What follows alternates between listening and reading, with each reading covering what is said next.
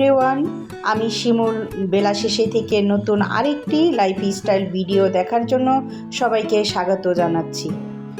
সে সাথে যারা দেশ ও দেশের বাইরে থেকে আমার ভিডিও দেখছেন সবার সুস্বাস্থ্য কামনা করছি। আজকের দিনটি ছিল কিন্তু বুধবার, এটি হচ্ছে বুধবারের ভিডিও, সেটাও কিন্তু আমি খুব ভোর সকাল থেকেই শুরু করেছি। আর আজকে সকালের নাস্তা দিয়েই আপনাদেরকে ভিডিওটি দেখার আমন্ত্রণ জানাচ্ছি। আজকে আমি সেমাই রান্না করছি, আর এই সেমাইটি আমি প্রায় 1 বছর পর রান্না করছি। অনেক দিন ধরে খেতে ইচ্ছে করছিল যে খাবো, হয়তো সেই সুযোগটা হয়ে উঠছিল না। পরে আজকে হয়ে উঠলো যে ভাবলাম যে আজকে সকালে একটু সেমাই রান্না করি। আপনাদের তো আমি বলেছি যে আমি সব সময় ঘরেই নাস্তা তৈরি করে থাকি, মাঝে মাঝে হঠাৎ 1 দিন 2 দিন বাইরে থেকে নাস্তা কিনে এনে থাকি। আজকেও কিন্তু সেই রকম আমি বাইরে থেকে নাস্তা কিনে এনেছিলাম। ছেলে অনেক দিন ধরে তন্দুর রুটি, আর মানে তন্দুর রুটি বলে, অনেকে এটাকে আবার নান রুটিও বলে থাকে, আমাদের এখানে আমরা তন্দুর রুটি বলি, আর স্যুপ খেতে চেয়েছিল। তো ভাবলাম যে যেহেতু সবসময় ঘরেই নাস্তা বানিয়ে থাকি, তো ছেলে খেতে চেয়েছে, তাহলে আজকে বাইরে থেকেই নাস্তাটা আনিয়ে নেই। এখানে দেখতে পাচ্ছেন, এখানে আমি তন্দুর রুটি আনিয়েছি, তারপর স্যুপ এনেছি, আর স্যুপের সাথে কিন্তু 3 পিস মাংস দিয়েছিল। মাংসগুলো একটু বড়ই ছিল, মুরগির মাংস, সেই সাথে ছিল ডাল দিয়ে সবজি। আমি কিন্তু আবার এগুলো খাইনি, কারণ আমার এগুলো খেলে আমার বমি আসে। যেহেতু আমার একটু হার্টের সমস্যা, দেখা যায় বাইরের জিনিসগুলো এখন খেতে গেলে আমার প্রায় বমি আসে। আমি আমার জন্য কিন্তু আলাদা করে একটি পরোটা করেছিলাম, সেটা দেখালাম না। আর এখানে ছেলের বাবাকে আলাদাভাবে নাস্তা দিয়ে দিচ্ছি, তারা খাচ্ছে।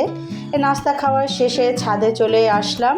ছাদে এসে আপনাদেরকে এই মরিচ গাছটা দেখাচ্ছি। এই মরিচ গাছটাতে সবসময় ফুলই আসে, কিন্তু মরিচ হয় না। গাছটায় হয়তো কিছু রোগ হয়েছে, ঠিকমতো যত্ন নেওয়া হচ্ছে না, যেন ফুল আসে কিন্তু মরিচ আসে না, কিন্তু দেখতে কিন্তু খুবই ভালো লাগে। আর মূলত আমার সকালে সকালে ছাদে আসার কারণ হচ্ছে আজকে রান্না করার মতো ঘরে কোনো কিছুই নেই। এই ভাবলাম যে আমার এই গাছগুলো আপনাদের কিন্তু আমি আগেও দেখিয়েছিলাম, আর অনেকগুলো পুঁইশাক হয়েছে। তো ভাবলাম যে পুঁইশাকগুলো কেটে এনে চিংড়ি মাছ দিয়ে রান্না করি, ঘরে চিংড়ি মাছও আছে। আর এই যে দেখতে পাচ্ছেন আমার লেবু চারাটা, অনেক দিন ধরে আমি এই লেবু চারাটা করেছি। আমি এর আগেও একবার করেছিলাম, কিন্তু লেবু গাছটি হয়নি এবার। আর মাশাআল্লাহ খুব সুন্দর হয়েছে গাছটি। দোয়া করি আল্লাহ এই গাছটাকে খুব দ্রুত ও বড় করে দেখ, কারণ আমার লেবু পাতা খুবই প্রয়োজন পড়ে। আর এই যে আম গাছটা দেখছেন, মাশাআল্লাহ আম গাছটাও কিন্তু অনেক বড় হচ্ছে। এই আম গাছটার ভিতরে একটু সার দিতে হবে। আমি যেহেতু সেইখানে যারা গাছ বিক্রি করে সেখানে যাওয়া হচ্ছে না, ওইখানে গেলে ওইখান থেকে আমি ভাবছিলাম কিছু সার এনে তারপর দিব। আর এই যে দেখতে পাচ্ছেন আমার কিন্তু অনেকগুলো পুঁইশাক হয়েছে, আর পুঁইশাকগুলো নষ্ট হয়ে যাচ্ছে, যে কিছু কিছু পাতা লাল হয়ে গিয়েছে। তাহলে ভাবলাম যেহেতু ঘরে রান্নার কিছু নেই, আবার পুঁইশাকের পাতাগুলো নষ্ট হয়ে যাচ্ছে, তো নষ্ট করে তো আর লাভ নেই, এর চেয়ে ভালো খেয়ে ফেলাই ভালো। আমি যেগুলো একটু বেশি বড় হয়ে গেছে সেগুলো আমি ডাঁটা সহই কেটে নিচ্ছি। আর এই পুঁইশাকের ডাঁটা খেতে কিন্তু আমার খুবই ভালো লাগে। প্রত্যেকটা গাছ থেকেই কিন্তু আমি বুঝে বুঝে গাছগুলো কেটেছি, পুঁইশাকের ডাঁটাগুলো কেটেছি। দেখেন অনেকগুলো পুঁইশাক হয়েছে আমার 2 বেলা হয়ে, আবার মনে হয় বেঁচেও যাবে, প্রচুর পুঁইশাক হয়েছে। এই যে দেখতে পাচ্ছেন আমার থালা একেবারে ভরে গিয়েছে। আরও কিন্তু গাছে পুঁইশাক আছে, ওগুলো আমি কাটিনি, ওগুলো ভাবছি যে ওগুলো থাক, আবার কিছুদিন পর কেটে নিয়ে যাব। আর এই সাইডটা আমার একদম খালি হয়ে গিয়েছে, দেখতে আমার খুবই খারাপ লাগছিল, মানে খুব কষ্ট লাগছিল। গাছগুলো যখন বড় হয়, পাতা হয়, তখন আমার দেখতেই ভালো লাগে, কাটতে গেলে খুবই কষ্ট হয়। আর এখানে এই যে মিষ্টি কুমারের পাতাগুলো নেওয়া হয় না, এখানে পাতাগুলো কিন্তু অনেকগুলো নষ্ট হয়ে গিয়েছে। ভাবলাম যে মিষ্টি কুমারের পাতাগুলো আর এখানে করলা যে কিছু পাতা সেগুলো কেটে দেই। এই তো নিচে নেমে যাচ্ছি। এক হাতে ভিডিও করা খুবই সমস্যা, ধরো নিজে রাখো। আর গেট আটকিয়ে দিচ্ছি, কারণ আমাদের ছাদের গেটটা সবসময় তালা দিয়ে রাখতে হয়। আমাদের সব ভাড়াটিয়ার কাছেই একটা করে চাবি আছে, বাড়িওয়ালা চাবি দিয়ে দিয়েছে, যার প্রয়োজন হবে ছাদে উঠবে তারপর আবার তালা দিয়ে রাখবে।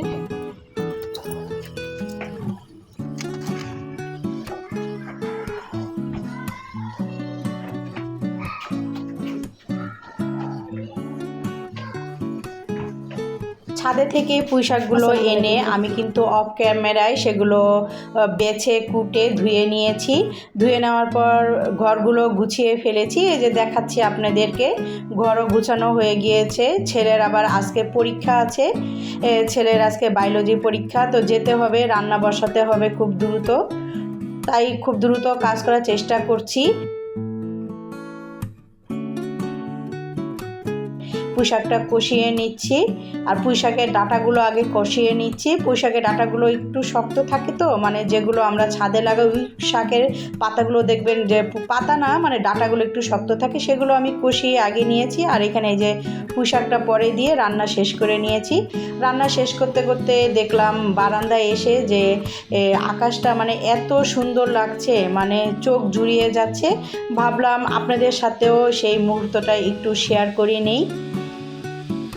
আকাশটা দেখে আমার মতো আপনারা খুবই মুগ্ধ হবেন। আর আপনাদের তো আমি বরাবরই বলেছি আমার আকাশ, পাহাড়, নদী, প্রকৃতি আমার সব কিছু খুবই ভালো লাগে। আর এই তো আমরা রেডি হয়ে একদম কলেজের মেট্রো রেলের এখানে এসে পড়েছি। মেট্রো রেলও এসে পড়েছে, মেট্রো রেলের জন্য ওঠার জন্য আমরা ওয়েট করছি। তারপরে এই যে কলেজে পৌঁছে গেলাম। আর আজকে কিন্তু প্রচণ্ড গরম ছিল। এই ছেলে দেখেন গরমের ভিতরে সে কফি খাচ্ছে আর আমি আইসক্রিম খাচ্ছি। ছেলেকে অনেকবার বলেছি আইসক্রিম খাও, সে আইসক্রিম খাবে না, সে বলছে কফি খাবে, তার বলে মাথা ব্যথা করছে, তাই তাকে কফি দিলাম আর আমি আইসক্রিম খাচ্ছি। আর ছেলেকে দেখি দেখেন কফি খাচ্ছে আর প্রচুর ঘামাচ্ছে, আর সে কিন্তু প্রচুর ঘামায়। আর এই যে আমার সাথে কথা বলছে, আমি এখনও বলছি যে আইসক্রিম খাও, সে বলছে না আইসক্রিম খাবো না, কফিটা খেয়ে আমার ভালো লাগছে। আর মোবাইলে সে তার কিছু পড়া দেখছে দাঁড়িয়ে দাঁড়িয়ে। পরীক্ষা শুরু হতে আর 10 মিনিটের মতো বাকি আছে, তো ভাবলো যে একটু মোবাইলে কিছু দেখার ছিল, সেটা দেখেই সে এখন উপরে চলে যাবে। আর এই আইসক্রিমটা কিন্তু খেতে খুবই মজা, মাত্র 20 টাকা। আর এখানে আমরা সব গার্জেনরা বসে আছি এই যে ছাউনির ভিতরে, গার্জেন ছাউনির ভিতরে। বাইরে প্রচণ্ড রোদ, এখানে বাচ্চাদের ছুটিও হয়ে গিয়েছে, আর ছুটির সময় কিন্তু কলেজে গার্জেন ঢুকতে দেয়।